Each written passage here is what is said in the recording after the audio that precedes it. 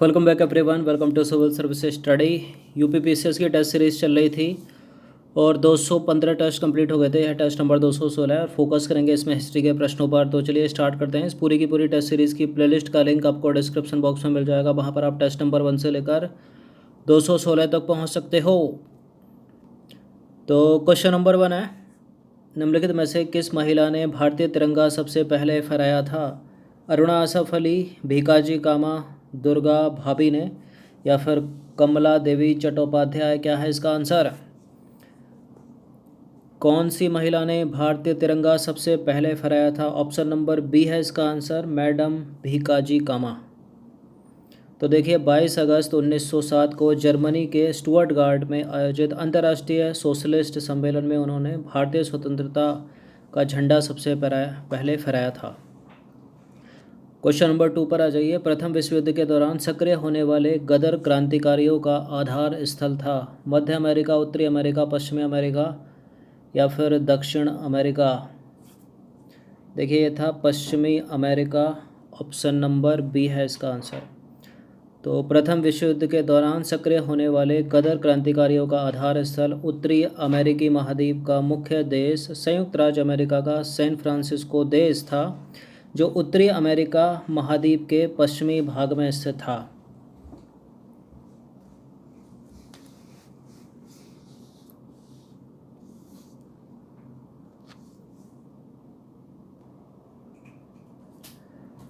तो question number 3 पर आ जाइए।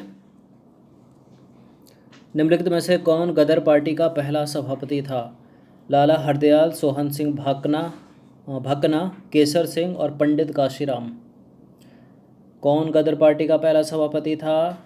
लाला हरदयाल लगाकर इसको गलत मत कर देना, क्योंकि इसका आंसर है option number B, Sohan Singh Bhakna. तो देखिए गदर पार्टी पराधीन भारत को अंग्रेजों से स्वतंत्र कराने के उद्देश्य से बना एक संगठन था। गदर पार्टी के संस्थापक अध्यक्ष जो थे वो कौन थे? सोहन सिंह भकना थे। और इसकी स्थापना Lala Hardayal, San Francisco नंबर 4 पर आ जाइए। निम्नलिखित में से कौन भारतीय क्रांति की माँ कहा जाता है? किनको कहा जाता है भारतीय क्रांति की माँ? बताइए।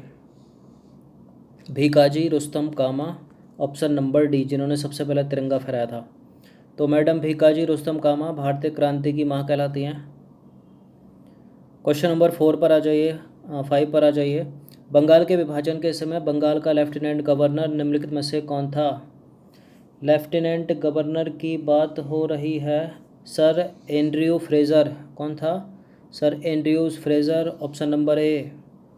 तो देखिए सर एंड्रयूज़ हेंडरसन लीथ फ्रेज़र पूरा नाम है। भारतीय सिविल सेवा के अधिकारी थे ये।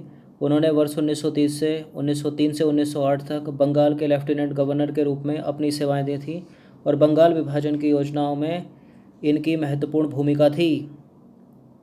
क्वेश्चन नंबर 6 पर आ जाइए। बंगाल में ब्रिटेन की वस्तुओं के बहिष्कार का सुझाव सबसे पहले किसने दिया था? किसने दिया था इनमें से सबसे पहले? कृष्ण कुमार मित्र ने। ऑप्शन नंबर बी है इसका आंसर। तो देखिए बंगाल विभाजन के प्रस्ताव के विरोध में बंगाल पत्रिका संजीवनी के संपादक कृष्ण कुमार मित्र ने अपनी पत्रिका 13 जुलाई 1905 के अंक में सबसे पहले सुझाव दिया था कि लोगों को सारे ब्रिटिश माल का बहिष्कार करना चाहिए, शोक मनाना चाहिए तथा सरकारी अधिकारियों एवं सरकारी संस्थाओं से सभी संपर्क जो हैं वो तोड़ लेने चाहिए। क्वेश्चन नंबर 7 पर आ जाइए। इनमें से कौन स्वदेशी आंदोलन का आलोचक था एवं पूर्व तथा पाश्चात्य के मध्य एक बेहतर संबंध का समर्थक था? R.N. Tagore, Rabindranath Tagore. Option number C. तो रविंद्रनाथ टैगोर स्वदेशी आंदोलन के आलोचक थे तथा पूर्व एवं पश्चिम सभ्यता के मध्य एक बेहतर समन्वय संबंध के समर्थक थे। उनका मानना था कि पश्चिम ने पूर्व को समझने में गलती की है और यह दोनों के बीच असमंजस्य का एक मूल कारण है, परंतु इसका अर्थ यह नहीं कि पूर्व भी पश्चिम को समझने में गलती करे। क्वेश्चन नंबर 8 पर आ जाइए। स्वदेशी आंदोलन का प्रारंभ का तात्कालिक कारण बता दीजिए। कौन सा था स्वदेशी आंदोलन का तात्कालिक कारण? देखिए यही हो सकता है और ऑप्शन की ज़रूरत है क्या? कर्जन द्वारा चलाया गया बंगाल का विभाजन। Option number A.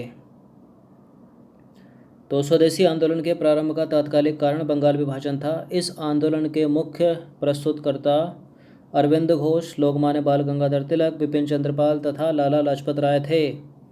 Question number 9 पर आ जाइए। निम्नलिखित में से किसने स्वदेशी आंदोलन का नेतृत्व दिल्ली में किया था? तिलक, अजीत सिंह, लाला लाजपत राय या फिर सैयद हैदर रजा? स्वदेशी आंदोलन का नेतृत्व दिल्ली में किसने किया था? सैयद हैदर रजा ने। ऑप्शन नंबर डी है इसका आंसर।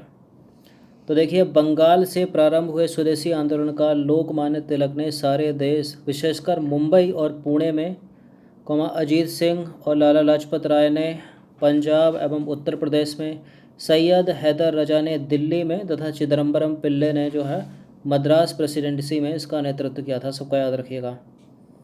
क्वेश्चन नंबर 10 पर आ जाइए। गोपाल कृष्ण गोखले ने कांग्रेस के किस अधिवेशन की अध्यक्षता की थी? गोपाल कृष्ण गोखले ने कांग्रेस के जिस अधिवेशन की अध्यक्षता की थी उसका 1905, ऑप्शन नंबर बी।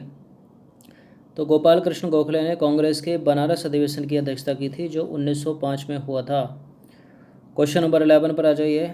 कांग्रेस के मंच से भारतीय राष्ट्रीय कांग्रेस के किस अधिवेशन में पहली बार स्वराज शब्द व्यक्त किया गया था? कलकत्ता अधिवेशन 1906। कलकत्ता अधिवेशन 1906, ऑप्शन नंबर बी। तो देखिए, कांग्रेस के मंच से भारतीय राष्ट्रीय कांग्रेस के कलकत्ता अधिवेशन 1906 में पहली बार स्वराज शब्द दादा भाई नौरोजी द्वारा व्यक्त किया गया था। नेक्स्ट क्वेश्चन पर आ जाइए। 11 दो बार हो गया क्या? चलिए, मतलब क्वेश्चन तो अगला ही है ना, दूसरा है। ब्रिटिश पार्लियामेंट में चुना जाने वाला पहले भारतीय का नाम बता दीजिए। इंपॉर्टेंट प्रश्न है। ब्रिटिश पार्लियामेंट में चुना जाने वाला पहला भारतीय कौन था? रास बिहारी बोस नहीं है, सुरेंद्र नाथ बनर्जी भी नहीं है, विट्ठल भाई पटेल भी नहीं है, दादा भाई नौरोजी है इसका answer. Option number C important है, पूछ लेते हैं इस प्रश्न को।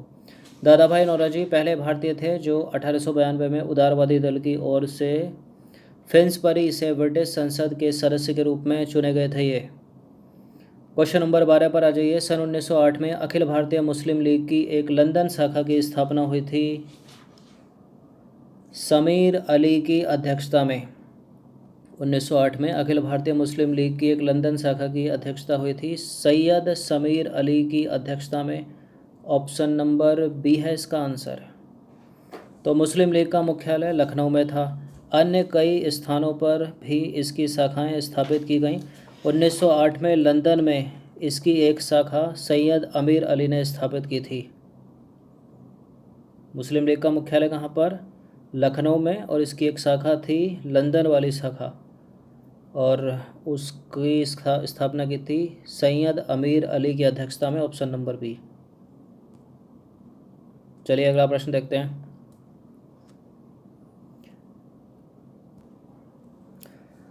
क्वेश्चन नंबर 13 पर आ जाइए। वर्ष 1916 में मुस्लिम लीग और कांग्रेस के मध्य किसने समझौता कराया था?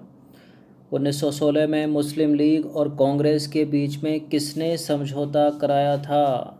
बाल गंगाधर तिलक ने। किसने कराया था? बाल Gangadhar Tilak. Option number A है इसका आंसर। तो वर्ष 1916 में मुस्लिम लीग और कांग्रेस के मध्य समझौता कराने में मोहम्मद अली जिन्ना और बाल गंगाधर तिलक का सर्वाधिक महत्वपूर्ण योगदान था। जिन्ना का इसमें नाम है नहीं, इसलिए तिलक इसका आंसर होगा। दोनों होते तो ए और बी दोनों इस तरह का ऑप्शन मिलता वहाँ पर। तिलक एवं एनी बेसेंट द्वारा बनाए गए होम रूल लीगों को एक में कब मिला दिया गया? कब मिल गए थे दोनों ये? 1918 में। कब मिले थे ये दोनों? 1918, ऑप्शन नंबर सी। तो देखिए, भारत में होम रूल आंदोलन तिलक तथा एनी बेसेंट द्वारा 1916 में प्रारंभ किया गया।